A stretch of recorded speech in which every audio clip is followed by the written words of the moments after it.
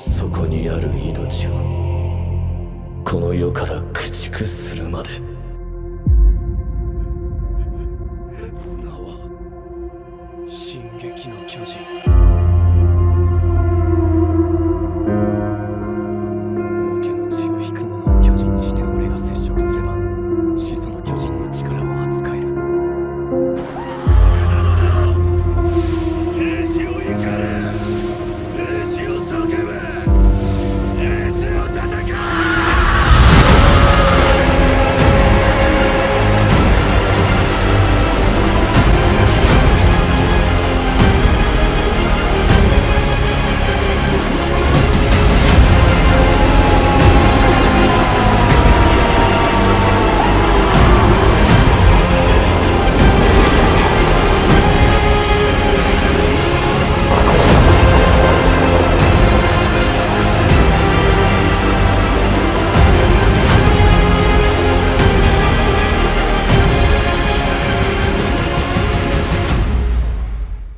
Les amis, bonjour à tous, j'espère que vous allez bien et que tout se passe pour le mieux pour vous. SNK Shingeki no Kyojin, épisode, je ne sais plus combien, mais je sais qu'actuellement, il y a de quoi discuter.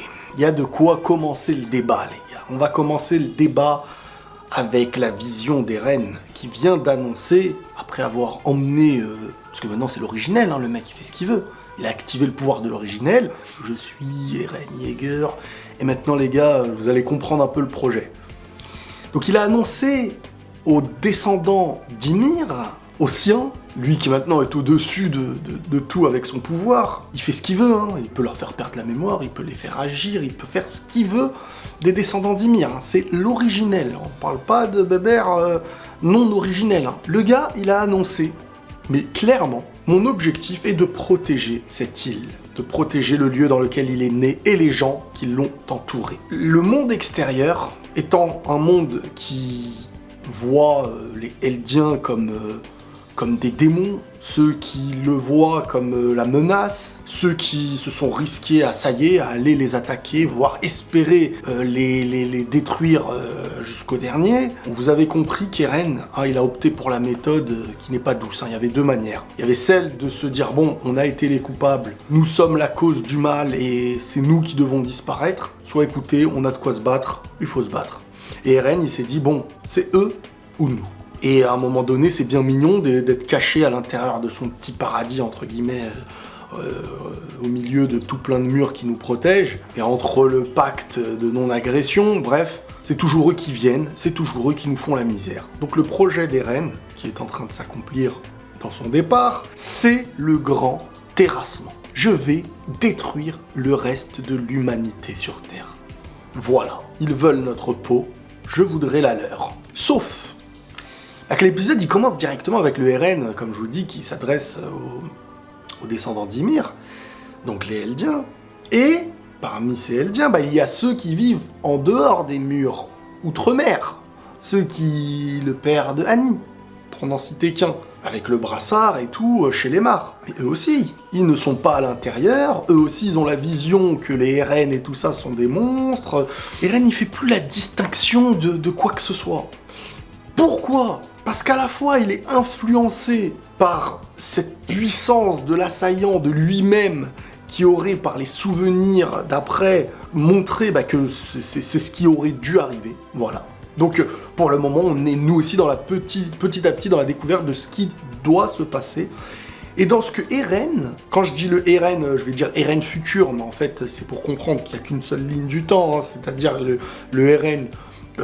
on apprend que ce pouvoir permet, grâce aux souvenirs d'après, donc ce qui se passe mène à ce souvenir, mais quand on a conscience avant, tu sais pas si c'est le souvenir qui t'y emmène, ou si c'est l'action qui a mené un souvenir qui a fait que... Enfin, il n'y a pas de question à se poser, c'est le temps est passé comme ça parce que, voilà, c'est soit parce que tu as été influencé par un futur, et donc ce futur tu l'as créé. C'est ça qui est beau en fait, c'est ce paradoxe, c'est comment tu le vois. Bref, je suis vraiment dans une introduction pour bien expliquer les choses. Eren a donc à la fois influencé ce qui se passe, et à la fois vécu les choses. Donc tu sais pas, tu te dis, est-ce qu'en fait les véritables méchants sont ceux qui voulaient tuer les Eldiens? Est-ce que c'est pas Eren, vu qu'en fin de compte, sa réponse brutale à tout ça. Bref, on va en parler parce qu'il y aura de quoi débattre, et vraiment de quoi débattre. Vous êtes quoi là? Vous êtes de la team dans la compréhension d'Eren? Non, je parle pas de moi j'aime Eren, moi j'aime lui, non. Dans la compréhension. Parce que là, il y aura des innocents qui risquent de mourir. Mais est-ce que ces innocents, en grandissant, ne seront pas dans l'optique d'aller détruire dans l'île? Tu vois, c'est... Bref, là, c'est de l'intro, la plus grande introduction à SNK du monde. En début de cet épisode, on voit le père d'Annie, et c'était, quand on voit la fin de celui-ci, pour nous mettre le clin d'œil. Père d'Annie, à la fin, nous voici. Enfin, après 9 ans, je crois, avec Annie qui sort de son cristal. Purée, ça c'est un sacré jeune, ça. Elle a pas mangé depuis je sais pas combien de temps. Non, mais franchement, moi, Annie, ça a été l'un de mes persos préférés. On l'a pas vu énormément, mais je sais pas. Donc, savoir qu'elle est présente, enfin, qu'est-ce qui va se passer par la suite? Est-ce qu'elle va devenir l'ennemi comme elle l'a été maintenant? Est-ce qu'elle va s'allier à Reiner et tout? Parce qu'il faut pas oublier aussi le lien. Armin, la manière dont il regarde Annie, c'est aussi à la fois la manière dont Bertolt regardait Annie. Ça aussi, faut pas l'oublier, les gars. Parce que Armin possède un peu de Bertolt en lui, désormais, maintenant qu'il l'a dévoré. Ah, faut pas oublier.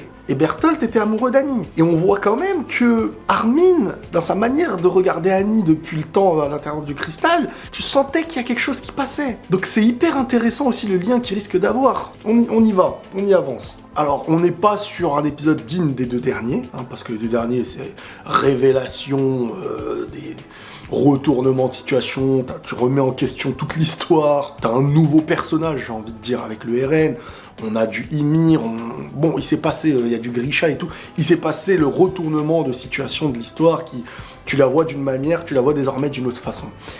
Mais cet épisode-là, moi, ce que j'aime bien, c'est qu'en fait, il nous mène à la conséquence de ce renouveau, j'ai envie de dire, de cette nouvelle histoire qu'on va maintenant, qu'on suit, de ce nouveau Eren. Mais à la fois, ceux qui restent, qui n'ont plus le choix que de se comprendre un petit peu, et que malgré toutes les différences, etc., on revient sur un petit peu, temporairement, l'humain vs les titans. On a des séquences extra, mais extra, avec une multitude de sagesse qui s'envoie la balle comme au ping-pong, mais on y revient, c'est entre Gabi, Kaya, Pixis, on a du Connie, Armin, Shadis, etc. On remet ce que nous étions en place. Enfin, j'arrive pas bien à expliquer, mais vous allez comprendre. Bon, il faut comprendre que Falco, là, il a été pris. Hein. Le mec, il a bouffé le mâchoire. Hein. Donc Falco est désormais Falco le mâchoire. Et la vision de Reiner. Parce que bon, Falco, désormais, est un des primordiaux, un des titans primordiaux. Donc forcément, tu peux pas te permettre de le laisser. Hein. Si tu le laisses à l'ennemi, c'est une puissance. Enfin, tu sais plus aujourd'hui qui est ennemi, qui n'est pas ennemi. C'est ça aussi le truc. Tu dis, bon, ils ont pris Falco, mais à la fois, t'as Reiner qui dit, purée, on n'a pas pu arrêter Eren, c'est fini. Et t'as Gabi qui vient lui dire derrière. Donc ça veut dire que tante machin, que maman, papa, ils vont mourir. Et t'as Reiner, ça y est, qui se laisse, qui ne peut plus rien faire. Ça y est, il a tout donné sur la fin. On n'a pas pu l'arrêter. Donc ça veut dire qu'ils vont mourir, machin, notre famille. Ouais. Et lui, il a abandonné. Mais Gabi, elle ne lâche pas, hein. Quel mental! Alors on peut lui reprocher tout ce qu'on veut, mais aujourd'hui, Gabi, là d'où elle vient, on lui a reproché, alors, au début d'avoir été... elle a tué Sacha, bon, elle est relou, elle est figée sur ses idées, elle est très extrémiste, mais face à sa confrontation au réel, bah elle ouvre les yeux. Et mine de rien, elle ouvre les yeux pour de vrai. Donc elle représente parfaitement ce que nous sommes. Ce que nous sommes. Moi, vous, etc. Et ça, faut arrêter de se mettre dans la tête que nous sommes la représentation du personnage qui est dans la compréhension toujours des... Non, on est le fruit d'une histoire. On est le fruit de nos livres d'histoire, même, j'ai envie de dire. C'est-à-dire que chaque pays, on lui enseigne qui sont les gentils, qui sont les méchants, d'une certaine manière. Et en fonction de là où tu vas naître, tu auras une psychologie basée sur les racines qu'on t'a mises, qu'on t'a engrainées, en fait, derrière toi. Donc il lui fallait ce temps de compréhension, tout autant que de l'autre côté. Surtout qu'elle a eu des confirmations pendant le moment où elle pensait que les RN et tout sont les démons. T'as RN qui va chez eux, qui les dégomme, qui ont tué ses amis. Ils ont tué leurs amis. Tout comme Eren quand il était chez lui, qu'on lui a fait la misère, qu'on a tué sa mère. Donc, tout le monde a à la fois raison, et tout le monde a à la fois tort. Qui peut réussir à trouver la nuance et la subtilité dans ce monde de dire à la fois le danger c'est ça, mais on peut pas dire entièrement ça, donc on n'englobe pas, mais donc alors faut faire du cas par cas sur chaque chose. C'est très complexe et c'est vraiment un problème actuel dans notre monde aujourd'hui. C'est très très très profond. Mais Gabi, moi je trouve que son personnage se développe très très bien. Et on peut aimer, ne pas aimer, elle a accompli des choses par... voilà, elle a explosé la tête d'Eren, elle a tué Sacha, etc. Mais c'est une... Alors elle, si tu lui avais donné un titan primordial, elle aurait été hyper féroce. Elle a un genre de mental à la Eren, façon Mamar, quoi. Façon un petit peu côté adverse. Mais est-ce qu'on peut parler de côté adverse aujourd'hui? Il n'y a plus d'adversité à Eren. Aujourd'hui, la question c'est Eren a accompli et Eren est le boss. Voilà, cet épisode-là, maintenant, on est en dessous de tout ça et on se confronte à ce qui est en dessous et lui s'occupe de ce qui est au-dessus. Lui s'occupe d'exploser le reste du monde. Pour l'instant, on ne sait pas quelle réaction il va y avoir avec les siens. Et de l'autre côté, toi, t'es confronté à des titans et tout. Mais la question, avant d'en arriver aux titans, c'est que Connie, il a chopé Falco. Parce que lui, il reste humain, et lui, depuis 4 ans, il va voir sa mère, rappelez-vous, dans son village, j'ai oublié le nom du village, qui est toujours paralysée. On sait maintenant pourquoi elle est comme ça. Parce qu'elle avait dû ingurgiter ou je ne sais quoi, c'était un gaz où il l'avait transmis par je ne sais de quelle manière, à l'époque, Sig et tout. Et Sig, il avait formé ses titans là-bas, saison 2. Il avait préparé sa petite armée de titans quand il était arrivé dans l'île de Paradis et tout. Sauf que la maman de Connie, elle est paralysée, elle est à la fois une petite conscience humaine qui lui reste, et à la fois une forme de titan, mais qui est bloquée dans sa maison, qui reste paralysée et bloquée par rapport à ça. La mutation n'a pas été jusqu'au bout, je sais plus pourquoi. Et là, Connie, lui, il va toujours l'avoir depuis 4 ans. Franchement, c'est triste, hein. Et lui, il s'est dit, on a un titan primordial, on a Falco, c'est un ennemi. Il y a moyen de le faire manger à ma mère, elle reprendra apparence humaine. Donc là, lui, ça y est, il se dit, mais là, il y a un moyen de sauver ma mère. Qui peut ne pas le comprendre, en fait? Qui? Dis-moi. Mais là, t'as Armin, et Armin, il réfléchit pas que sous l'émotion, Armin. C'est vraiment le juste milieu, la compréhension. C'est le leader psychologique, c'est le cerveau de l'histoire. Et Armin, il te dit, ok, c'est vrai, mais si on fait ça, faut pas oublier que Reiner, le charrette, Pique, on risque de le réavoir en ennemi. Limite, voilà, ça va créer encore une guéguerre en interne. Et là, tu sais pas comment les choses vont se passer. Tu sais pas est-ce que Eren protège réellement en interne tout ça ou pas. Bref, Connie a chopé Falco, il s'est barré. Et les titans qui restaient là, que Sig a éveillés, qui ne sont même plus contrôlés par Sig. Donc là, imaginez Yelena, l'état dans lequel elle est. Ouais, tout est en lien là. Mais on y revient sur Yelena. Et là, le truc, c'est que Armin, il se pose la question. Il se dit, mais Eren contrôle tout normalement. Pourquoi, en fait, limite, il ne protège pas d'une certaine manière? Pourquoi les titans, là, ils sont en train de foncer il va falloir se rebattre. Et là, il y a, dans cet épisode, ce côté un petit peu passé, avec même les musiques du passé, et ce combat contre les titans. Et ça a été stylé avec Shadis qui réapparaît devant ceux qui lui ont fait un peu la misère, qui l'ont trahi, et qui revient en tant que leader, et en tant que pardonneur, et en tant que... C'est moi qui suis au-dessus, c'est moi qui vous ai formé. Qu'est-ce qu'il y a? Il y a des titans, je vous ai pas assez formé pour ça, limite. T'as Yelena. Yelena, son état d'esprit, c'est quoi?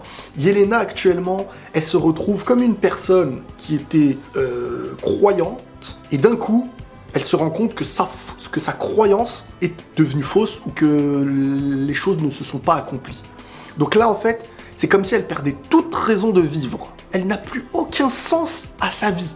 Et on le remarque, les titans arrivent et tout, ça y est. Elle regarde, elle se dit, mais elle comprend petit à petit dans son cerveau que ce qui devait être l'idéalisation de son projet et de leur sacrifice, tout ça tombe à l'eau. Il y a une incompréhension, donc il y a une trahison, mais pourquoi, Eren, les titans, où est Sig? Pourquoi les titans que Sig contrôle sont en train de partir en cacahuète? Qu'est-ce qui est en train de se passer? Toute son admiration, vous voyez la folie, le côté sectaire qu'elle avait, totalement tombé à l'eau. J'ai bien aimé aussi la discussion. En gros, Jean, il expliquait que, purée, je pensais pas qu'il irait jusqu'à éradiquer toute l'humanité en dehors des murs, en parlant d'Eren. Mais...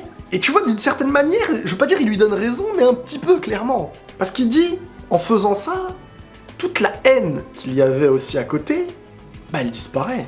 Tous ceux qui menaçaient notre existence, ils finiront réduits en miettes pour laisser qu'un grand désert. La pire crainte des peuples d'outre-mer est désormais en marche. Tout ça parce qu'en fait, de base, eux-mêmes ont décrété qu'on était des démons et qu'il fallait nous exterminer. C'est juste la conséquence directe de leur acte. Et on n'aurait rien pu y changer, en vrai. Donc, tu vois, dans un sens, tu te dis, bah, eux, c'est ce qu'ils auraient voulu pour nous.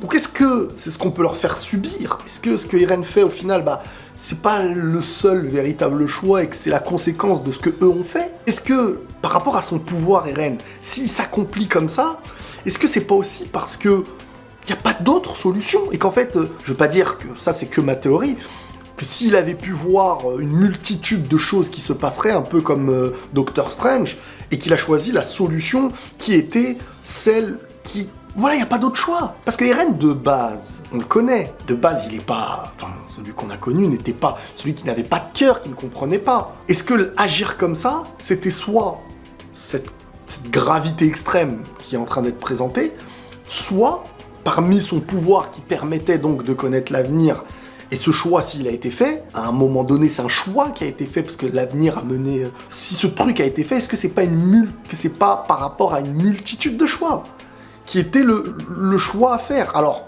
peut-être que le choix à faire est celui qui arrangeait certains et qui allait en tuer des milliers, voire des millions d'innocents, mais des innocents qui seraient peut-être les futures menaces. Enfin, moi je suis pas d'accord, attention, je suis pas un mec qui est là pour tuer des gens, mais vous avez compris dans l'œuvre comment on veut nous le présenter peut-être. Et c'est là où tu te dis, bon... Et après t'as Armin qui dit... Mais personne n'a une réponse non plus totalement exacte, hein, c'est ça aussi. Et Armin qui dit, des représailles pareilles, c'est disproportionné quand même. C'est une hécatombe sans précédent. Imaginez tout le reste du monde autour de votre ville ou autour de votre pays qui va être anéanti totalement. Et là, t'as Jean qui dit, bah alors on devrait faire quoi? On devrait tuer Eren, lui qui s'est opposé au plan d'éradication de Sig, qui voulait nous stériliser, qui a renoncé au pouvoir de l'originel parce qu'il impliquait de sacrifier Historia. Tout ça pour dire qu'Eren a décidé de sacrifier le reste de l'humanité pour nous sauver nous. Les bénéficiaires de cette hécatombe, c'est nous. Et là, on revoit un peu Eren qui dit que limite, il veut tout faire pour les protéger. Le Eren qui vraiment... Tu vois, d'un coup, tu sens le côté d'amour qu'il a envers les siens et de tout ce qu'il est capable de faire.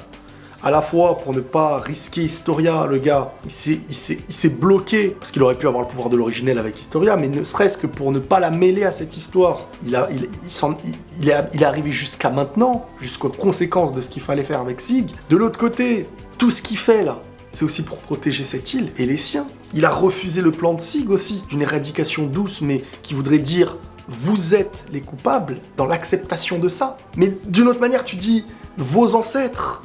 On fait payer aux autres ancêtres. Et il y a un fruit de l'histoire. Mais aujourd'hui, on peut pas demander à vous détruire parce que vos ancêtres ont fait ceci aussi. De quelle manière il pourrait y avoir une entente? Pour l'instant, l'histoire nous montre qu'il ne peut pas y avoir d'entente. Et qu'il faut un gagnant.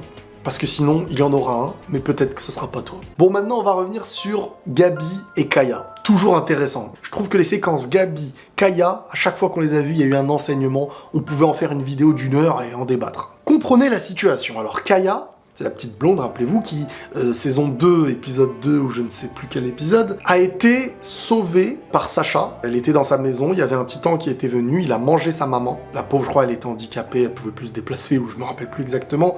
Bref, devant ses yeux, sa maman a été mangée. Elle était terrifiée, elle ne pouvait pas bouger. C'était une enfant. Et Sacha est venu et l'a sauvée. Et donc, l'histoire jusqu'à maintenant, c'était que Gabi, elle avait tué Sacha. Et donc, Kaya, là, elle s'est retrouvée un peu bloquée. Et il y a un titan qui est tombé. Le titan, rappelez-vous, c'était Kate. Kate, je crois, il s'appelle. Donc déjà, même ça, c'est un symbole, un peu. Celui qui était avec eux avant et tout, et là, en mode titan. Elle était bloquée, il n'y avait plus d'issue. Elle allait se faire tuer. Elle a eu ce traumatisme qui est revenu à elle, de quand elle était bloquée, que le titan était à côté en train de manger sa mère et tout. Et là, limite, elle est en train de se dire, purée, non, truc, Sacha, viens me sauver et tout. Et c'est Gabi qui vient la sauver. Mais là, c'est une dinguerie. Regardez bien le ping-pong qui est en train de se faire. Elle s'est fait sauver par Gabi, qui, elle, lui avait enlevé Sacha. Gabi est devenue celle qui remplace Sacha, psychologiquement, du moins sur l'instant, au point même où quand elle le voit Sacha, devant Kaya, qui voulait, il y a quelques jours avant, la tuer pour avoir tué Sacha. Et le tout, Gabi, qui est en train actuellement de sauver une de celles qu'elle estimait comme des démons. Qui ensuite, Gabi, dans cet épisode-là, est elle-même sauvée par la famille adoptive de Kaya et par Kaya elle-même, qui aussi voulait tuer Gabi, il y a quelque temps, pour avoir tué Sacha. C'est une sagesse ping-pong. Là, c'est vraiment... Il y a un truc de fou qui est en train de se passer, quoi. Une union, une compréhension, les conséquences de la réalité, tellement de choses. C'est en fait quelque chose qui vient ruiner toute la mauvaise histoire que chacun a pu avoir vu naître dans ce qu'on leur a appris, etc. Et là, t'as Gabi qui dit « Pourquoi tu mentis pour me couvrir ?» Et t'as Kaya qui dit « Et toi, alors pourquoi t'es venu me sauver en risquant ta vie en plus ?» Et là, t'as Gabi qui lui dit « Va savoir ». Et t'as Kaya qui revient en lui disant « J'ai essayé de te tuer il y a quelque temps, est-ce que je suis une démone ?» Et là, après, t'as Gabi qui... Tout le travail est devenu inversé. Chacun, maintenant, est dans la remise en question. Et t'as Gabi qui dit non, c'est plutôt moi. J'ai tué des quantités de gens pour qu'on me félicite. Voilà le genre de démon qui m'habite. Et là, t'as Nico, je crois, il s'appelle comme ça, si j'ai pas oublié, qui vient et qui lui dit « Et moi aussi, j'ai ce démon en moi, comme Kaya, et chacun d'entre nous. C'est ce démon qui a rendu le monde tel qu'il est. » Et on revient sur cette belle métaphore quand Gabi lui demande « Mais qu'est-ce qu'on peut faire alors ?» Et il lui dit « Sortir du bois. Et même si c'est peine perdue, il faudra tout faire pour essayer. » Et ça, en fait, c'est exactement la discussion qu'on a juste avant. C'est ce cercle de haine. C'est-à-dire que les méchants, c'est eux, donc on combat, truc. Comment faire pour le stopper, ce truc-là?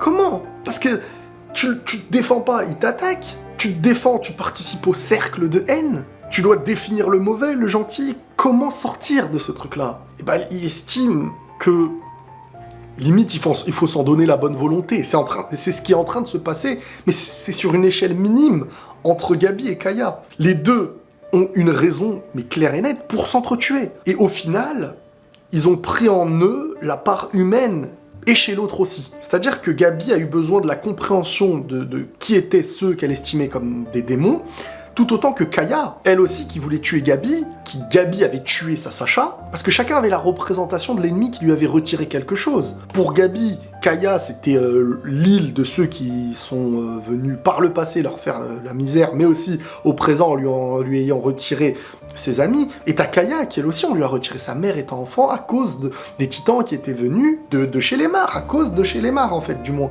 Et chacun avait de quoi avoir la haine envers l'un et l'autre. Et aujourd'hui, la conclusion de ça, c'est que l'un et l'autre ont sauvé l'un et l'autre. Et c'est ce travail-là que demande en fait Nico, je crois, si c'est lui qui parle, ou si c'est... Je sais plus si c'est lui ou le père adoptif qui parle. Bon, les amis, on est sur de belles séquences de combat, avec les titans, chaque clan, chaque camp contre les titans, etc., au point de les exterminer, ça y est, il n'en reste plus. Mais pendant ces combats-là, il s'est passé beaucoup de choses, et beaucoup de regards, et beaucoup de choses ont existé. Comme je vous dis, il y a eu Shadis, qui revient avec les siens en mode qui reprend du galon. T'as le regard de Yelena face à ce qui est en train de se dérouler. D'une certaine manière, l'échec de Sig par rapport à la volonté des reines qui leur a fait à l'envers. Et aussi sa vision idéaliste et sectaire même, voire religieuse, qui tombe d'un coup. Plus aucune raison de vivre, même au point où quand Frock il la menace, il lui dit le truc prison et tout. Ça y est, tue-moi, fais ce que tu veux. Les titans, quand ils étaient devant elle bougeait même plus. On a le côté Armin, Mikasa, Jean et tout, face à Pixis en titan. Et enfin voilà, c'est, comme je dis, la conclusion, les conséquences, mais la nostalgie à la fois de tout ça, qui sont vraiment, vraiment tristes. D'une certaine manière, t'as aussi la relève. On a la blonde, qui est admirative de Mikasa, qui se voit sauvée par celle-ci et qui la regarde d'un air admiratif pendant qu'elle combat les titans. Et on en arrive à la fin de l'épisode, c'est-à-dire Gabi qui se retrouve face à Armin et tout ça. Et là, t'as Gabi, forcément, qui est... Parce que comprenez bien comment cette scène-là, elle vient à nous amener à la scène finale avec Annie. C'est-à-dire que là, en fait, et c'est bien écrit, c'est qu'en fait, là, Gabi, elle est en train de dire qu'elle ne peut pas laisser Falco. Elle est désolée et ça la touche. Maintenant, tu la sens vraiment humaine dans la compréhension même de Connie par rapport à sa mère. Parce qu'en fait, chacun a raison. Connie qui veut sauver sa mère, mais qui aujourd'hui peut venir dire qu'il a tort? Personne. Et à la fois, Gabi comprend, mais elle aussi, elle a pas tort. Elle peut pas laisser Falco comme ça. Elle peut pas. C'est sa famille aussi, d'une certaine façon. Donc, c'est le côté, à la fois, égoïste naturellement, mais ce côté égoïste de l'humain qu'on ne peut pas lui retirer. C'est comme quelqu'un qui est en train de mourir de faim. Tu pourras jamais lui dire... À côté, il y a quelqu'un qui a faim, pourquoi tu ne le nourris pas quand toi, t'es en train de mourir de faim? Et l'enseignement, il est immense dans cet épisode-là. Donc t'as Gabi à la fois qui comprend, mais qui dit « Je suis désolé, je ne peux pas laisser Falco comme ça. » Et t'as Armin qui comprend, et Gabi, elle vient... Après, elle dit « Mais vu qu'Eren, c'est l'originel, pourquoi vous ne lui dites pas de tout simplement transformer la mère de Connie ?» Il a bien retiré comment on appelle ça, là, la protection cristallisée ou je sais plus quoi, du cuirassé, il a bien retiré tout ça et tout, pétrification et tout. Et là, t'as Armin il a une réaction. Et derrière, t'as Mikasa qui, tu vois, Mikasa toujours elle remarque quand Armin, oula. Et ben, elle dit, qu'est-ce qu'il y a limite? Et là, Armin, il dit, mais Eren a bien dit qu'il avait rompu toutes les pétrifications. Et là, on a une scène qui nous remontre Annie, sa bague là qui lui permet de se transformer, truc, à la limite elle a du mal à respirer par rapport à... elle vient de sortir de la cristallisation depuis je ne sais combien d'années. Dinguerie. Comment on a amené du début jusqu'à la fin cet épisode-là, les enseignements de celui-ci. Moi, j'ai vraiment... Moi, j'aime beaucoup aussi les épisodes où des fois... Alors oui, il y a de la bagarre, il y a de la musique, ça fait du bien et tout, mais les échanges qu'il y a pu avoir ont développé beaucoup de choses dans cette histoire. Entre les persos, entre le développement d'un personnage et tout. Et là, on n'était même pas du côté d'Eren. Parce que du côté d'Eren aussi, il y a 1 milliard de choses à dire sur ce qu'il est en train de faire, sur son avancée, mais chaque chose en son temps. Et même côté Ymir et Eren, le parallèle entre les deux, ce que l'un est pour l'autre, on pourra en parler beaucoup par rapport à ce qui a pu être dit dernièrement, mais je pense que les épisodes nous mèneront à cette discussion. Donc les amis, franchement, bon, il y a un truc qui me dérange, hein, je vais pas vous mentir, c'est que, par exemple, regardez, vous voyez quand on les voit dans l'axe, là, dans les chemins, ou je sais pas comment on appelle ça, et ben quand on les voit, vous voyez l'effet bleuté, ça apporte de la beauté à l'épisode. Mais moi, j'en ai marre de voir à chaque fois, dans presque tous les épisodes SNK de Mappa. Alors oui, hein, franchement, cette saison, ils ont fait du lourd. Mais des fois, c'est trop filtre jaunâtre, doré, entre guillemets. Je sais pas si vous voyez ce que je veux dire, marron. C'est toujours Moi, j'aimais bien le côté filtre où il fallait un peu de bleuté, un peu de lumière bleutée. Vous voyez, quand on voit dans l'épisode où Grisha...